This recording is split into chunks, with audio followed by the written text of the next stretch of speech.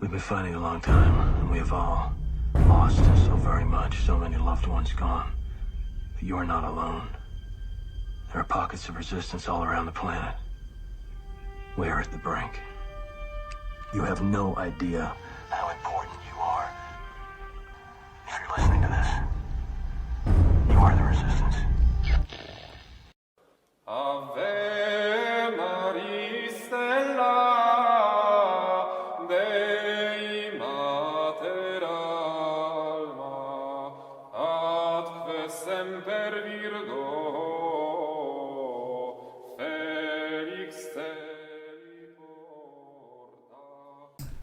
Welcome everybody back to another episode on socialism in the church. This topic, the crucifixion of Fulton Sheen. This might get one or two eyeballs, Michael. Yeah, just one or two. as long as they roll the right direction. Don't get stuck in the back of your heads after it. As long as the eyeballs bug out and just don't roll toward the ceiling. Yes. So, as we saw in our last episode, and this is starting to sound like Batman. I know, I think I need to get some music like dun dun dun. Or more like dun dun dun dun. Hopefully that's the V for victory. Our hero is now in the field. More like in the trenches on this one. I mean, and actually that's a good way to start, because by the end of World War I, which of course was trench warfare at its worst, Monsignor John A. Ryan was established in his position firmly at the Catholic University of America. He was the leading social justice advocate in the world, at this time probably, although it became definite about 20 years later, which we'll get into later in a future episode, same bad time, same bad channel.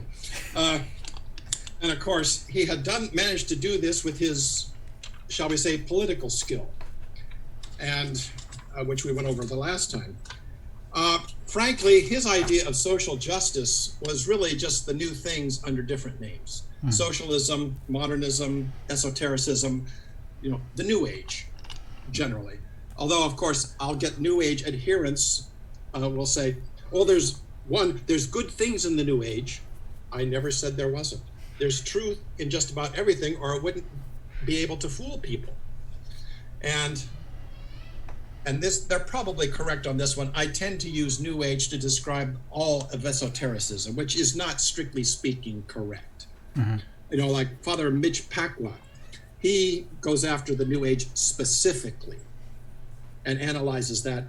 When I say New Age, I tend to mean the whole esoteric philosophy, that sort of thing, and its adherents. Mm-hmm. But whatever you want to call it, Monsignor John A. Ryan was into it. And he tended to go after people. He tended to avoid discussing ideas, but he found people much easier to go after. And that brings us to the specific instances we're talking about today. One of the chief targets of his wrath, you could say, was some fellow named Fulton J. Sheen. Heard of him. Yeah, you may have heard of him. Back in 1958, Sheen published a book which he called Life of Christ. Now, I admit that my mother had it on her shelves, and I never read it. It just sounded, why do we need a Life of Christ when we have the Bible? I mean, what's he going to tell us that isn't in there?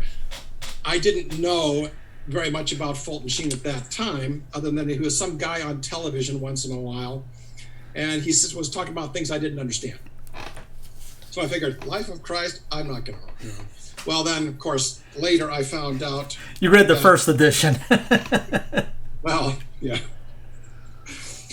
When he said, in the preface to the book, he said something unusual. He said, this book was written to find solace in the cross of Christ, as for about 10 years of my life, I endured a great trial. Now, most people, when they read that, aren't going to really connect it, because one, it's in a preface, and two, you want to get to what Fulton Sheen said about the life of Christ. You don't want to read about what Fulton said about why he wrote the book. I mean, most people don't even read prefaces, frankly. Although they probably should, because there's a lot of good stuff in them. There's a reason an author might write a preface. Yeah. It's not there just to pick up a page. Yeah. It's like the preamble to the Constitution. My associate, Norman Kurland's professor in constitutional law, William Winslow Crosky, made a big thing about the wording of the preface to the United States Constitution. He said, that's not just there for decoration or an intro, the way the living Constitution people tell you. It has real meaning. It starts off with, we the people delegate to the state these rights that we have by nature, which sets the tone of the whole document, which the United States Constitution is not a grant of rights from the state to the people. It's a grant of rights from the people to the state, which makes it, actually makes more sense than the way the Harvard School and the Living Constitution people have it. But enough for that commercial on constitutional law. We get back to Fulton Sheen. In 1920, he began his doctoral program at Catholic University. Now, back in 1917, he had won a scholarship from the Knights of Columbus right after college to attend Catholic U. But he decided to go to the seminary and become a priest before he attended the Catholic University. And maybe he wouldn't attend the Catholic University once he became a priest and discerned the particulars of his vocation. But immediately after being ordained, he was accepted at Catholic University for the doctoral program in the School of Sacred Sciences, what they now call School of Theology. And it turns out that the School of Sacred Sciences was headed by, guess who? Monsignor John A. Ryan. And frankly, it was in a shambles. The program at Catholic University, at least in theology, took its cue from its head, of course, and was basically a hotbed of modernism, socialism, and New Age garbage. And by 1921, when he had started his second year, Fulton Sheen realized this. He figured out that students aren't being educated in theology; they're being indoctrinated in the new things.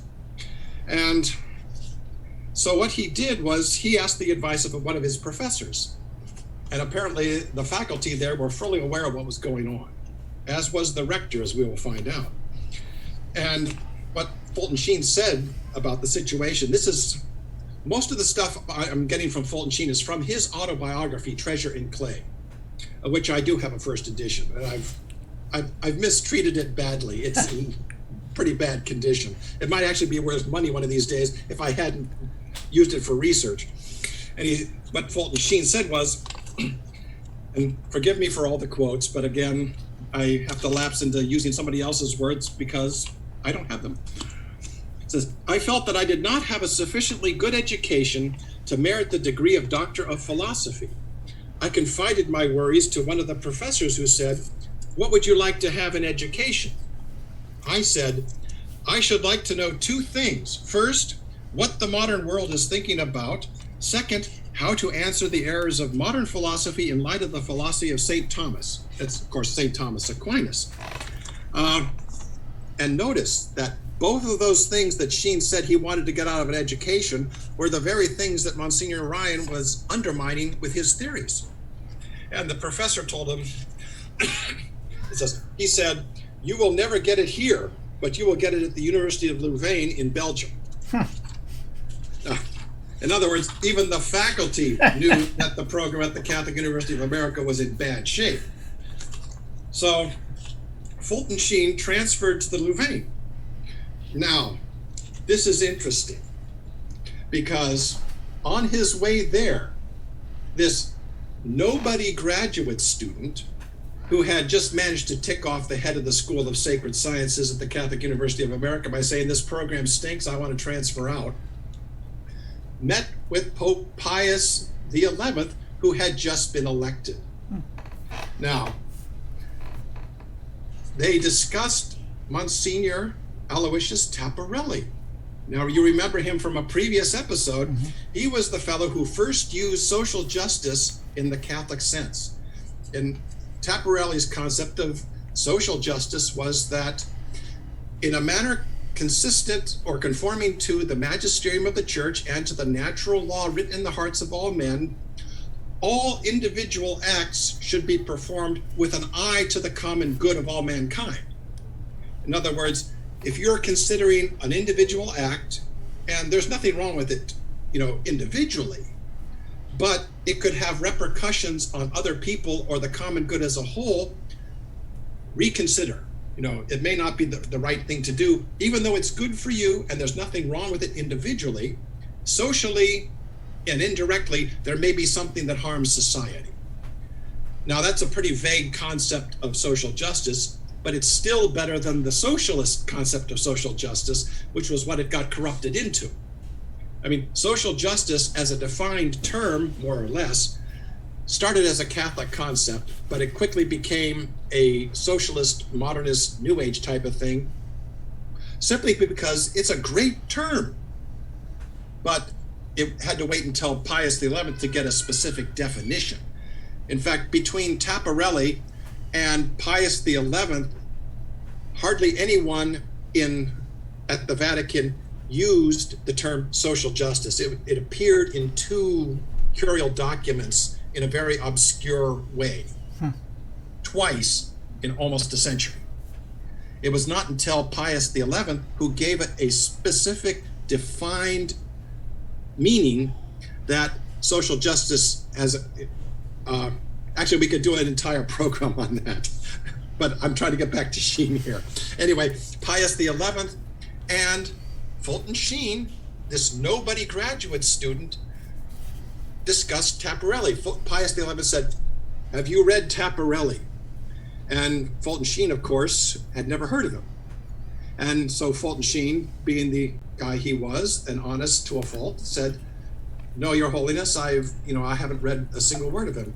And Pius XI said, "I want you to read every single word Taparelli wrote." And so, of course, Sheen, being obedient, did.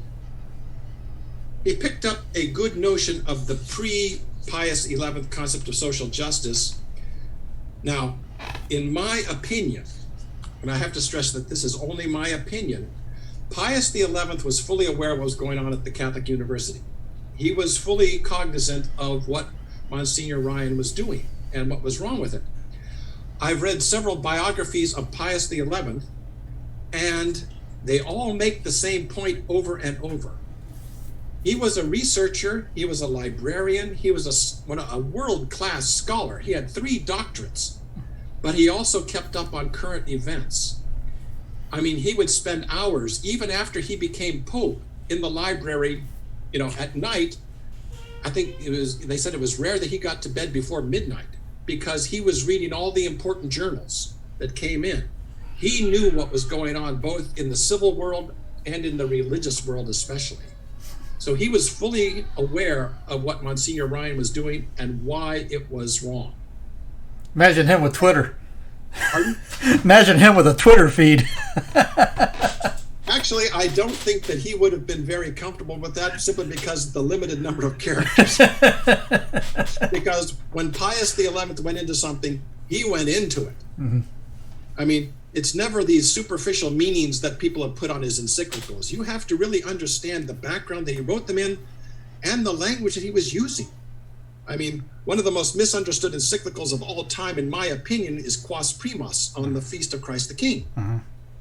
What he was doing, if you know the background, and of course I've listened faithfully to all our videos, is that the socialists and the modernists and the New Agers all worked for something called the kingdom of God on earth.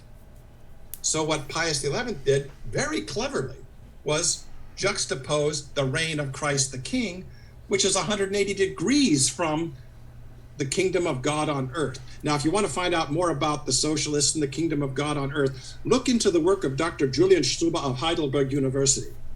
He has done an immense amount of work linking socialism and esotericism. Now, I don't know whether he's Catholic, Protestant, Jewish, Muslim, or tree hugger, or Druid, or what, but his analysis is spot on. I don't think he gets into modernism, but if you know about modernism and the link between modernism and socialism, you'll see it all through his analysis that this is what was going on. But now, meanwhile, back at the ranch here, in my opinion, Sheen was being groomed to counter Ryan. And also start inserting a true understanding of social justice to counter Monsignor Ryan's, socialist version of social justice. And you'll see what happened. I mean, the one thing that Sheen was not was a politician. He was a showman. He was vain. He admitted it himself and made a joke about it, which made it very bearable. I said, there's nothing better than somebody who's vain, who can joke about it. Yeah. It's like me, I'm very proud of my humility. I mean, There's a clip of a movie, I don't know what movie it is, and the lady's telling the guy, what I'm looking for the man is, he's so humble that he doesn't even know that he is humble. And the guy goes, well, that's me. I haven't seen it. I've seen a lot of old movies, but I haven't seen that one. So anyway, Sheen transferred to the Louvain, which had one big advantage. It didn't have a residency requirement, which meant that he could be somewhere else and not in residence in Belgium. And where he ended up was St. Edmund's College Ware in the UK. That's W-A-R-E. And there he worked with and was taught by Monsignor Ronald Knox. If you're familiar with who Ronald Knox was, and his translation of the Bible, his mystery stories, his satire, and of course his magnificent book, Enthusiasm, which he only made a couple of mistakes that I would, of course, would not have made. But since I'm so humble, I can't tell you what they are. Now, it was through Monsignor Ronald Knox that he met some guy named G.K. Chesterton.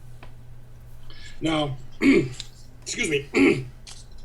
Now, but it was also at St. Edmund's that, in my opinion, I can't find anything specific. I tried to make contact with St. Edmund's and they would never answer anything. I guess I have to have a big name or be rich or something to get a response from some people. But Knox seems to have introduced Sheen to the work of a guy named William Hurrell Malick. We mentioned him before. And Knox seemed to he loved Malick's work, even though Malick was what they call an Anglo-Catholic and never converted. Although there are some sources that say Malick converted on his deathbed, but that is not true. He did not convert. He died in 1921 or 22, about the time Chesterton did convert. Now, and Knox's, he would keep rereading this book, that Malick's first novel called The New Republic, which was a satire. I've tried to read it. And the people being caricatured and the issues being satirized, I can't understand them, not one bit. But Knox evidently did and loved it. But more important was Malick's book called Property in Progress, which came out in 1884. It was a response to Henry George. Remember Henry George? Every episode. Yes. And Malick's, he was a capitalist. He made no bones about that. But frankly, his defense of capitalism was lousy. But his critique of socialism was spot on. In fact, Henry George admitted that, Malick's critique of his stuff in Property and Progress and the Quarterly Review was the only I knew I was going to do that. The only reply to himself which was worth being considered seriously. And Malick heard that from a lady of unquestioned probity, shall we say. I mean, Henry George actually admitted that somebody had given a good critique of him. Now, of course, George Bernard Shaw hated Malick.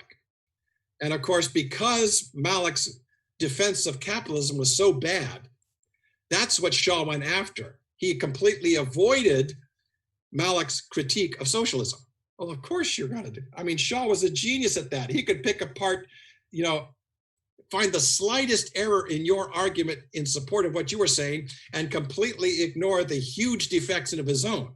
Of course, Chesterton realized that later and made fun of him, and he refused. After the first couple of debates where Chesterton made the mistake of giving a specific and Shaw was all over him like a cheap suit, after that, Chesterton would never give Shaw anything to hang something on. And it drove Shaw absolutely batty. After Chesterton's conversion, they had a random meeting at a house a time in 1923, I think. And this was not planned. Chesterton just happened to show up as Shaw was about ready to leave, and they ended up having a debate, which one of the people there, Hesketh Pearson, took down in shorthand. And Chesterton refused to be pinned down. And finally, Shaw just got so outraged that he stomped out of the room. And where Chesterton's just sitting there smiling, he hadn't even been debating. He had just been refuting everything Shaw said by refusing to get angry and argue with him. Anyway, to return to Malick and Sheen, in 1888, Malick wrote a book answering the positivists and the secularists, and it was titled, "Is Life Worth Living?" with a question mark. And basically, according to Knox and possibly Sheen, Malick destroyed the positivist position, which eventually leads, it's moral relativism. And it leads eventually to nihilism, the belief that, well, life doesn't mean anything, so of course it's not worth living. And Malick was responding to that. Excuse me. Now, where have you heard that phrase before? Well, it was a constant theme of Fulton Sheen. Life is worth living. He got that from Malick, in my opinion. As I said, some of this stuff I can't prove, so I will say it is my opinion. Just use the phrase coincidence theorist.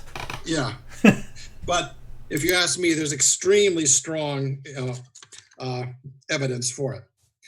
And Malick also wrote a book published in 1900. I don't know when he wrote it. It was published in 1900, called Doctrine and Doctrinal Disruption, in which he shredded virtually all the different sects of the Church of England. Of course, except his own, which he also went after because they weren't completely Anglo-Catholic. I mean, about the only thing that Malick was not was I hate to use this term as I explained in the first video, a Roman Catholic, or as pejoratively said, a papist. No, there's only the Catholic Church. I mean, of course, I've already given you that speech. Now, as I said, the fact is that Chesterton and Malick were leading many people to convert to Catholicism, but not converting themselves, although Chesterton eventually did in 1922. I found this article from 1910 from, the Intermountain Catholic. And it said that the title of the article was Since Cardinal Newman's Death. It was talking about the state of the church and people who converted, as did Newman. But then it mentioned Chesterton and Malick, that says they continue the part of the church bell, ringing others in without entering himself. Of course, which was now one of the people that Malick helped lead into the Catholic Church was a fellow named Monsignor Robert Hugh Benson. You may have heard of him. A lot of people think that his science fiction satire, Lord of the World, is actually a work of prophecy. No, it's not. It's a satire. And what he's satirizing is the new things. And people say, oh, but he predicted this, that, and the other thing. Well, actually, Lord of the World is an example of what was called in the last century, the early part of the last century and the latter part of the 19th century, the future war genre of science fiction, which started in 1871, by coincidence, the year Robert Hugh Benson was born, with a short novella called The Battle of Dorking. No comments, please. It was by Sir George Chesney.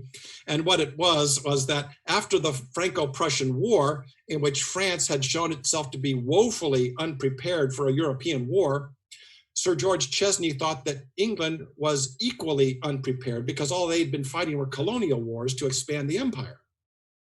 So what he did was set this story in the future of 1941, where a fellow is looking back on the 1870s in England when Prussia invades England and conquers it.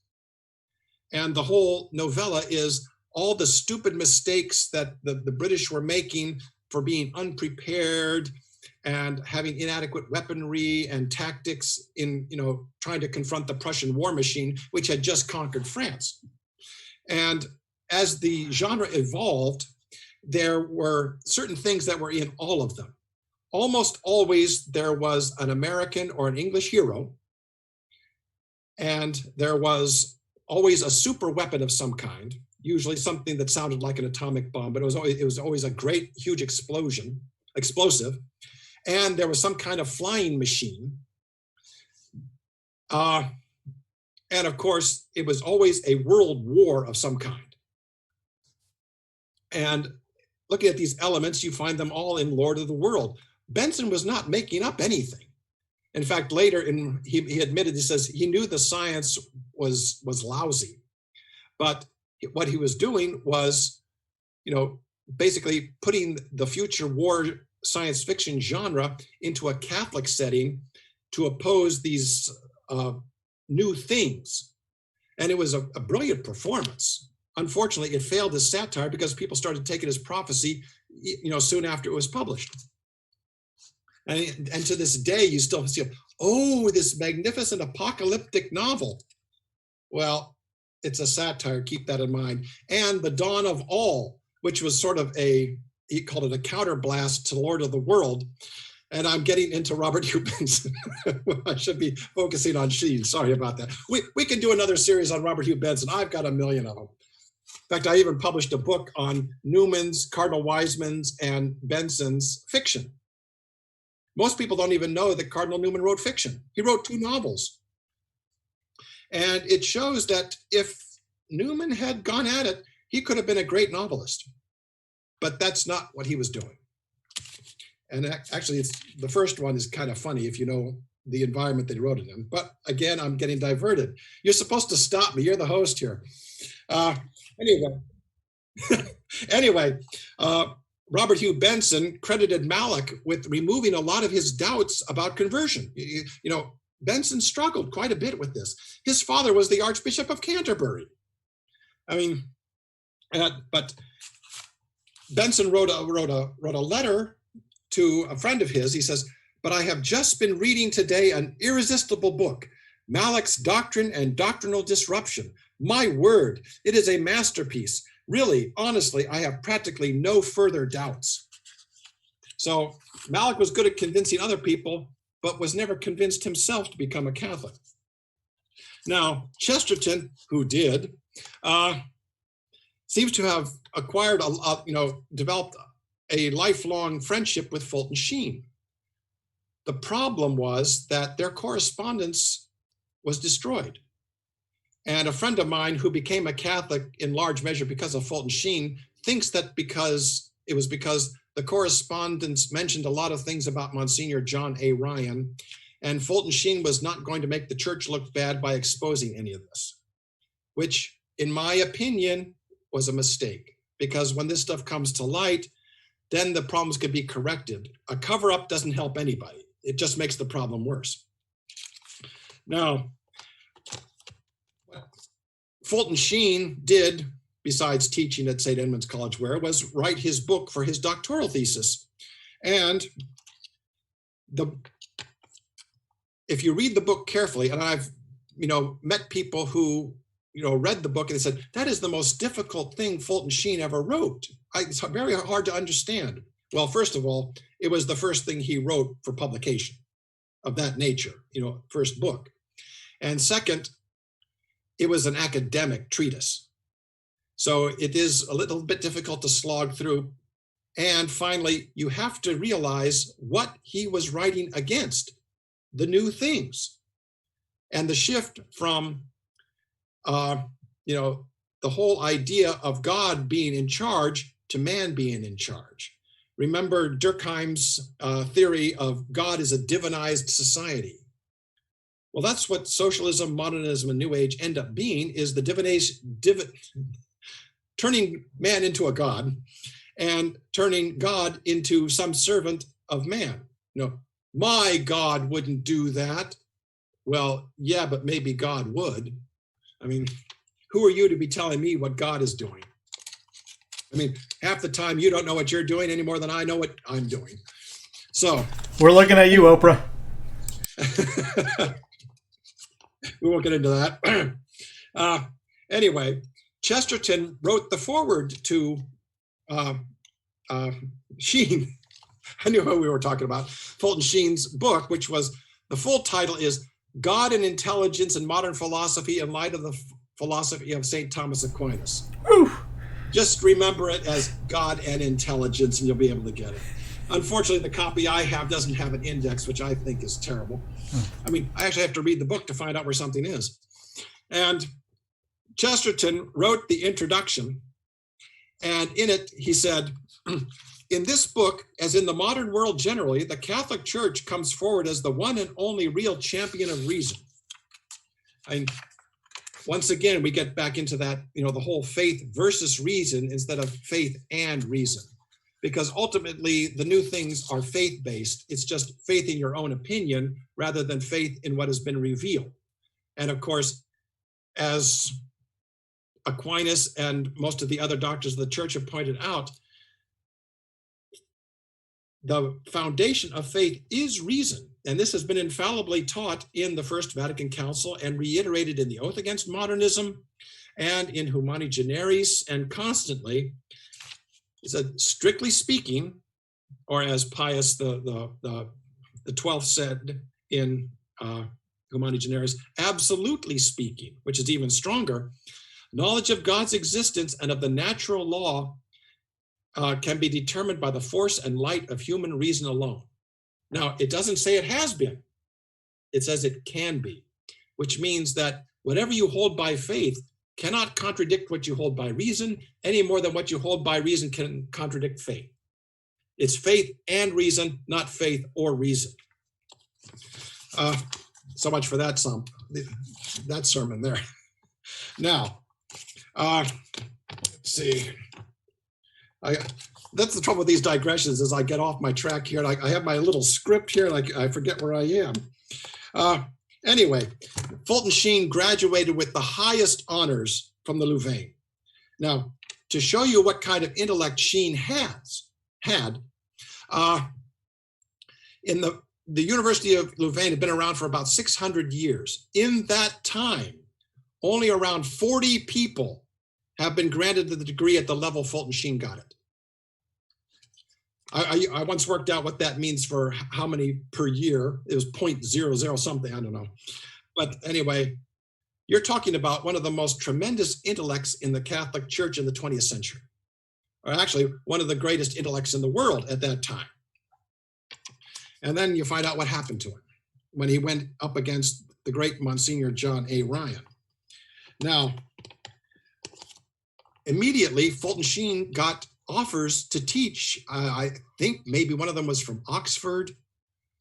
I mean, people wanted him to teach at their university. Yeah, he could write his own ticket. But his bishop ordered him into pastoral work for a year. It's like, why are you taking this gigantic intellect and assigning him as a pastoral assistant in some rinky-dink little burg, someplace in your diocese? Well, teach him humility. I mean, Fulton Sheen himself admitted he was vain. And when you read about it in his autobiography, he said, yes, it was good for him. I mean, he had at least enough humility to admit when he was wrong. And you notice, reading his autobiography and the biographies, when it seems that whenever he came up against something, that it was either him or the church, he was always obedient. I mean, he may have been a great showman. He may have liked to, he was, as he pointed out, he was vain and everything else, but he was also obedient, which is remarkable these days. Now, in my opinion, he was, after his year of pastoral work, he was assigned to the Catholic University of America. Now, as I said, in my opinion, he was being groomed for that because, of course, his transfer to the Louvain would have come to the attention of Bishop Shehan and Pius XI. As I said, I'm speculating here. And the fact of his doctoral thesis, which refuted every single position that Monsignor Ryan had, made it even better. The fact that he graduated, that he was conferred his degree with the highest honors at Louvain seemed to, this is the guy. So, but they had to make certain that he would, conform to what they needed. So they tested him for a year. Is he obedient? Is he humble enough to take orders? I mean, we need somebody who doesn't have the colossal ego of Monsignor John A. Ryan, which is so great that it can override, even church doctrine and truth itself, and also take down anybody who gets in his way. So I think that Shehan got Sheen, all these Irish names, was a special request. He needed Sheen at Catholic U, and he got him. Now, Bishop Thomas Joseph Shehan, who was the rector of the Catholic University at that time, is himself an interesting guy. He was an examiner in the Father McGlynn case. There were two others. I don't recall their names. I had them written down someplace, but this is the one we're interested in. And when Ryan published his book, Distributive Justice, in 1916, the whole first section doesn't seem to fit with the rest of the book. And in my opinion, I think Bishop Shehan, as rector of the Catholic University, demanded that Ryan renounce or at least distance himself from Henry George and Father McGlynn, because he really toned it down. The whole first part of Distributive Justice is a very strange dissertation on Henry George's theory of title. Well, title was completely irrelevant to Henry George. I mean, and of course, anyone who has studied law, the law of property, knows that, legal title is meaningless if you don't control. Control is ownership, not mere legal title. It could be, as I said, meaningless. And this was embodied in Henry George's theories, because he says, regardless who owns title, if the state takes all income from land, the state is the owner. The state can become the universal landlord without calling itself so. And so Monsignor Ryan sticks this long dissertation on Henry George's theory of title, why it's wrong. Well, it was a complete red herring. It was to throw Shehan off. I don't think it did, but it met the minimum requirements for getting that book published. Now, and as I said, Shehan probably, in my opinion, asked for Sheen especially to be assigned to the Catholic University of America. Now, this is interesting because from the very beginning, Sheen was made to feel unwelcome. Now, this is it's couched in very vague language. But you can see it in his autobiography and in other biographies of Sheen. No specifics, just things that were going on.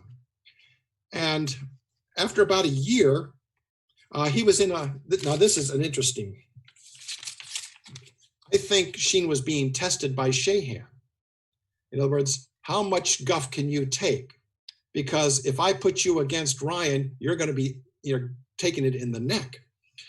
And so during a faculty meeting, the rector came out in favor of something so trivial that Sheen didn't even bother to mention what this specific issue was, but he did say he disagreed with the rector on it. And it looked like Shehan was just saying, who the heck do you think you are opposing me? And it just basically dismissed Sheen from the meeting. Afterwards, the other faculty members came up and said, boy, you wrecked your career tonight. You're finished here for good. You're dead meat. Well, of course, they didn't put it that way. Well, a couple of weeks later, or maybe it was a couple of days later, Sheen was walking across campus and Shahan comes by in his car, probably chauffeur driven. He was getting rather on at that time. And he told Sheen to come to his quarters immediately. And Sheen figures, I'm dead. I am about to be dismissed. He just wants to do it in private to make certain that I don't misunderstand here. So Sheen gets to the bishop's quarters, and there Shahan has put on his full regalia, everything. And he sits down and orders Sheen to kneel before him. And Sheen is going, I'm dead. This is the end. I'm finished.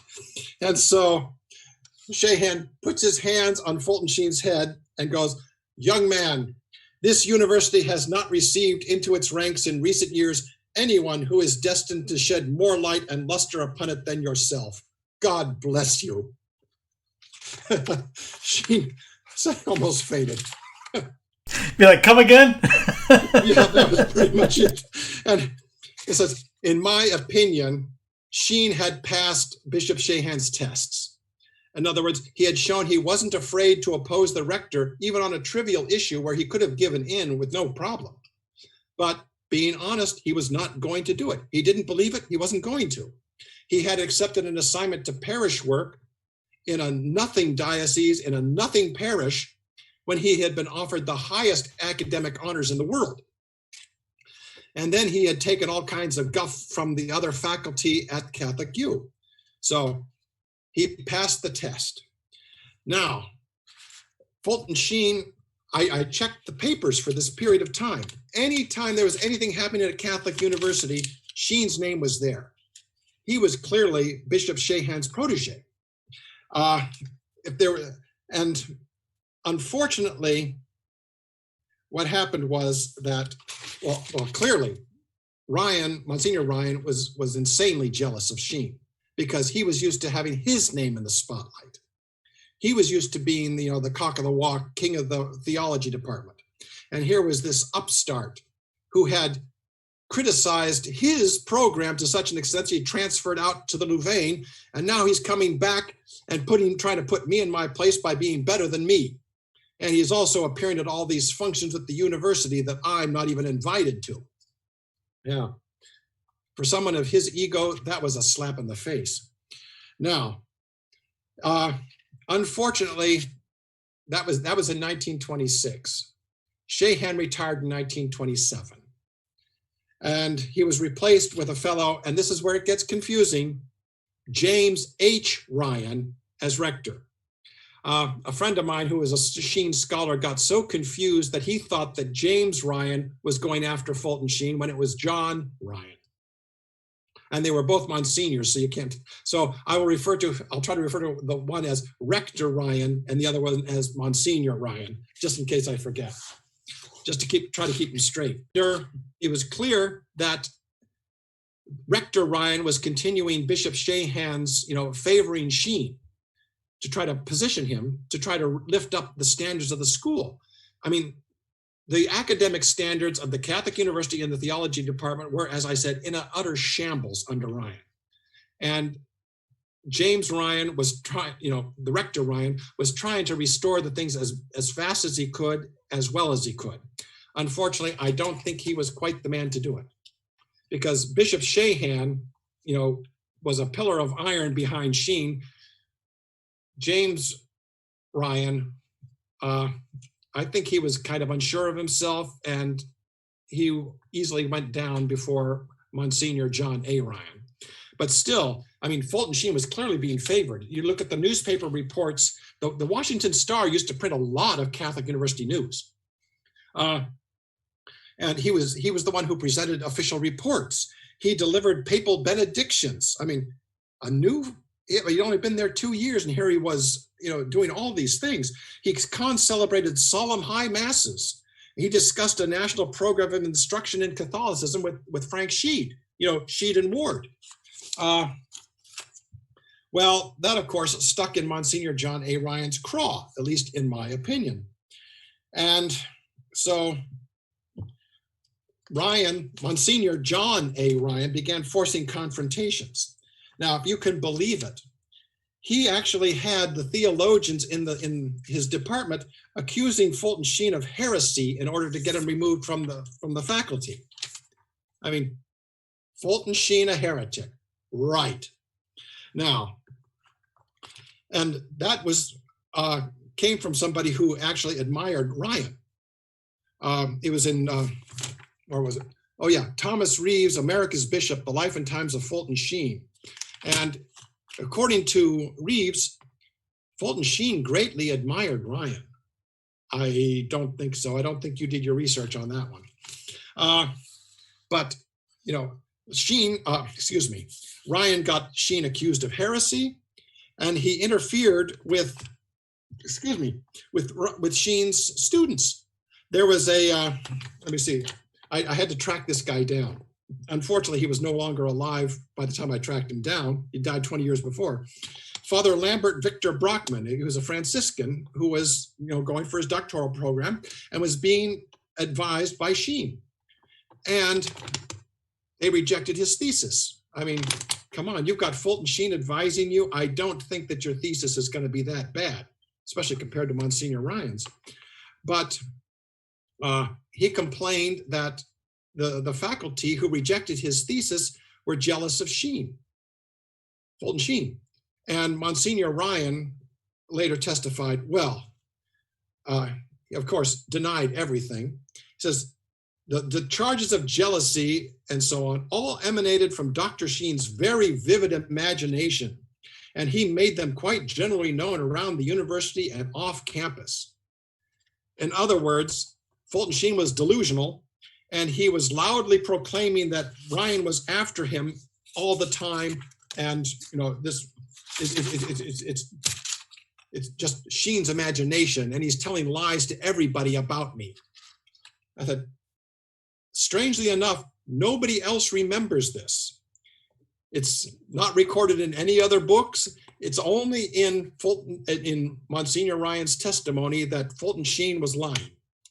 Now, things were getting so bad that one faculty member informed the rector that another had stated that he would use every means, no matter how crooked it was, in order to have Dr. Sheen removed.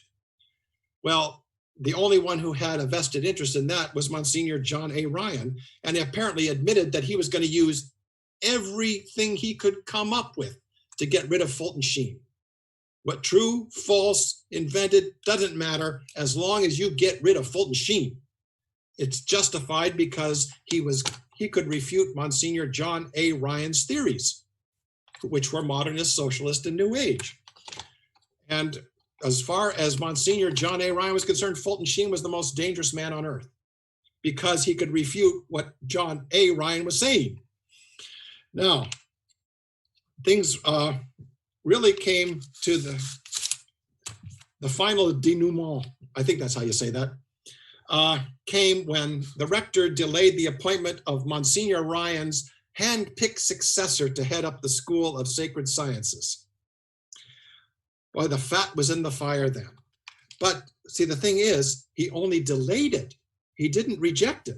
What he said, he was trying to raise academic standards, which was the last thing that Monsignor Ryan wanted, because if people actually knew this stuff, they would reject his theories.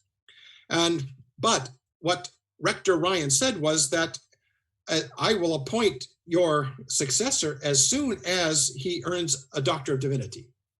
Now, Monsignor Ryan himself had an STD, a Doctorate of Sacred Theology, not the other STD as far as we know.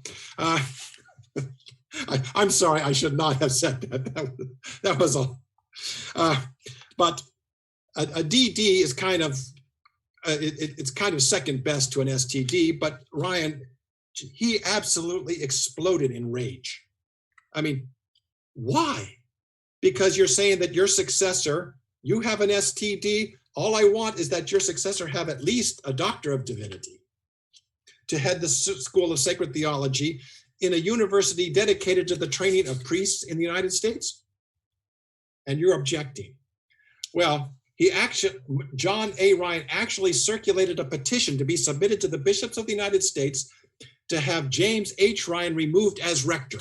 because he had thwarted John A. Ryan's intention to have a friend of his appointed as his successor, which he hadn't really done. All he had said was, I want somebody who's qualified in the position, and I will immediately appoint your hand-picked successor as soon as he qualifies. Oh, how terrible. So you know what happened. If Fulton Sheen had opposed the rector on a trivial matter, under Shahan, he was not going to let something like that go by, and he refused to sign the petition. And here was Monsignor John A. Ryan was demanding that every member of the faculty sign this petition to get rid of the rector. And Sheen said it was unfair not to give the rector a chance to defend himself. Now, notice that, and this is from Sheen's own autobiography, Sheen did not absolutely refuse to sign the petition. He said he would sign it if the rector was given a chance to defend himself, and he did not accept the rector's, defense. No, that was not enough for John A. Ryan. He demanded instant obedience to every whim of his, and he was absolutely infuriated with Sheen. Now, you ready for this one? It said, the next day, and this is verbatim from Fulton Sheen's autobiography again, says, the next day there appeared on the bulletin board of the School of Theology a notice to the effect that all of the classes of Dr. Fulton A. Sheen had been suspended in the School of Theology. James H. Ryan, the rector, knew the reason, namely because I had defended him. He then transferred me to the School of Philosophy. In other words, got him out of Monsignor John A. Ryan's clutches, which of course doubly infuriated Monsignor John A. Ryan. Surprise, surprise. Now, that was what Fulton Sheen said about the reason for his transfer to the School of Philosophy. When, a short time later, there was a visiting committee to investigate irregularities at the Catholic University of America, primarily why on earth was the head of the School of Sacred Sciences, Theology, circulating a petition to try to get rid of the rector, and there is utter chaos at this university. What is the problem here? Well, as Monsignor Ryan testified, and this is from the minutes of the visiting committee, May 13th, 1931, a significant date, which we will return to later.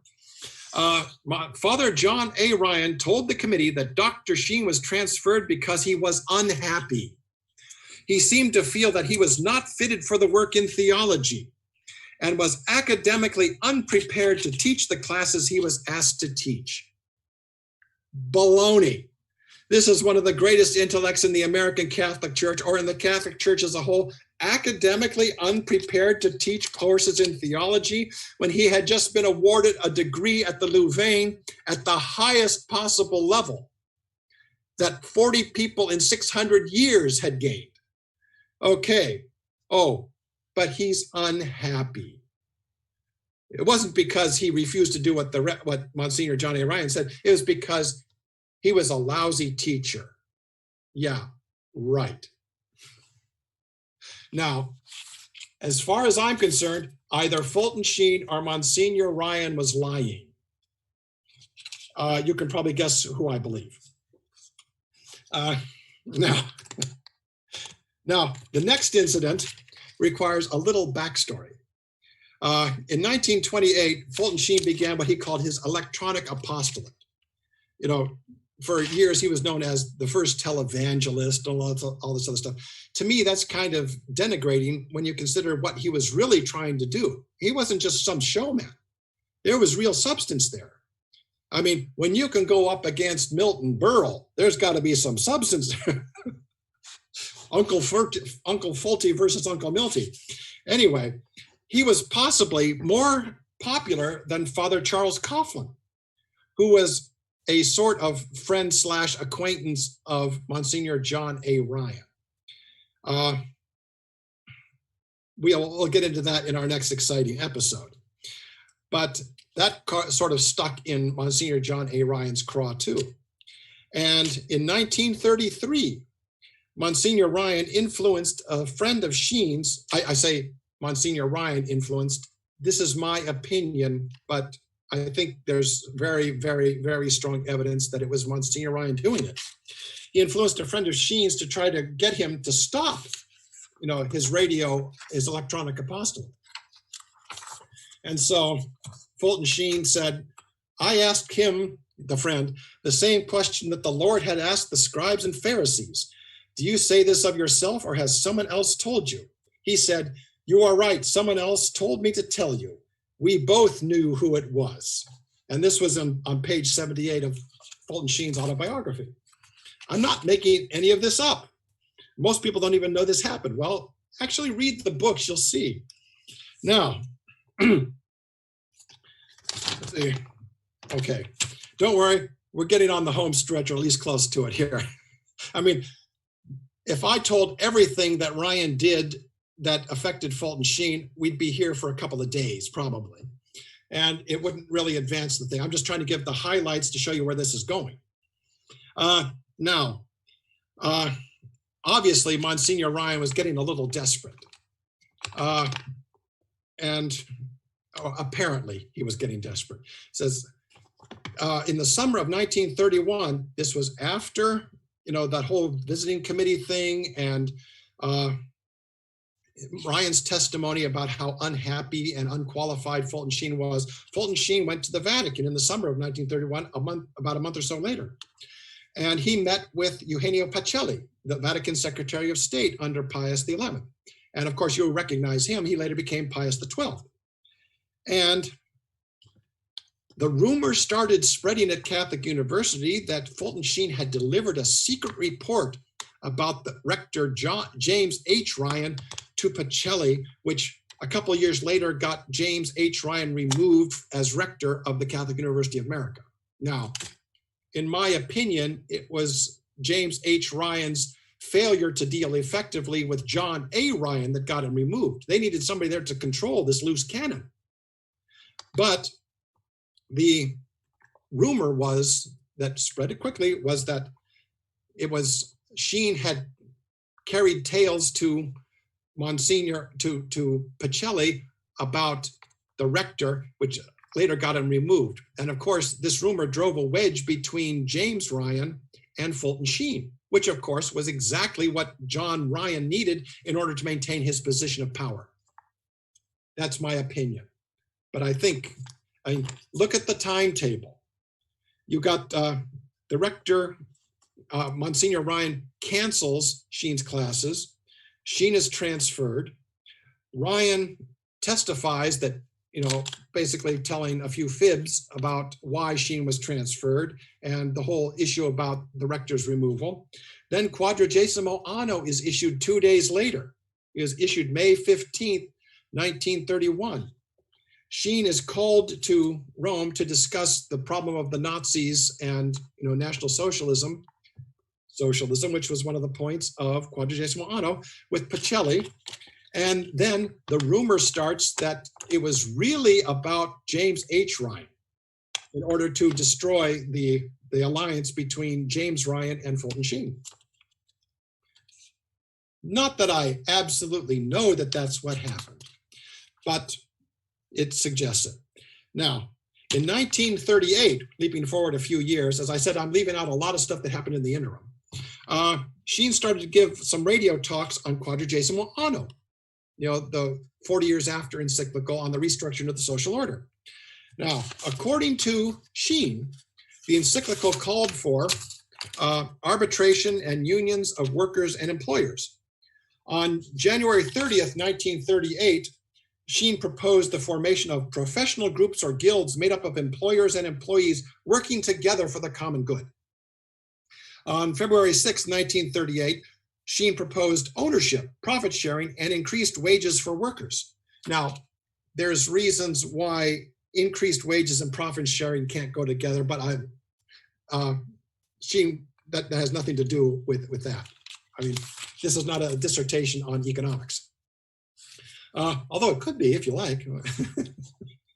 Wait, if we have another series, I can bring in Walter Reuther and his proposals.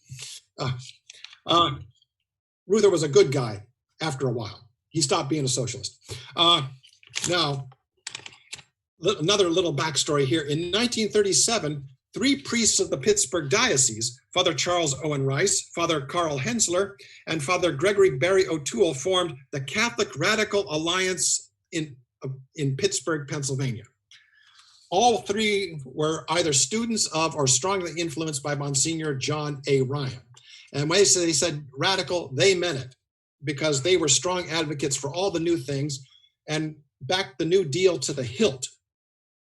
Now, so Fulton Sheen seemed to be a special target of them for some strange reason. Now, when Sheen started giving these radio talks explaining Quadragesimo Anno in January and February, now on March 2nd, 1938, the Pittsburgh Press published an interview with I've got so many notes written on my notes that I can barely read it. The Reverend Charles Rice, who was the spokesman for the Alliance. And this is a direct quote from the Pittsburgh Press of March 2nd, 1938, page 5, if you just happen to have it handy. I'm sure you do. The Catholic Radical Alliance today aimed a blow at the Monday night speech of Right Reverend Monsignor Fulton J. Sheen, Catholic radio orator, claiming that certain of his statements could be interpreted as being unfair to organized labor. Right. Actually, I've read those speeches. I mean, another thing about Fulton Sheen is he was never going to leave a word of his unpublished. He published everything. A lot of his stuff was published by I think it was the Catholic Men's Council in little pamphlets. Fulton Sheen would give a talk, they'd print it up and distribute it. I mean, just general Catholic information and catechesis. Fulton Sheen said, there are very few people who hate the Catholic Church. There are millions who hate something that they think the Catholic Church is. So the way to counter that is with education about what the Catholic Church really says, not garbage coming from the Catholic Radical Alliance of Pittsburgh. Makes sense. Yeah. Now, of course, the Catholic Radical Alliance, all 3 were heavily influenced by Monsignor Ryan's social doctrine and employed his tactics to good effect. I mean, I read the newspaper reports. They were pulling stunts all the time. Father Hensler was described as the brilliant pupil of Monsignor John A. Ryan. Of course, he was described as the father of the living wage and the great social justice advocate. I mean, they always said great, magnificent, brilliant.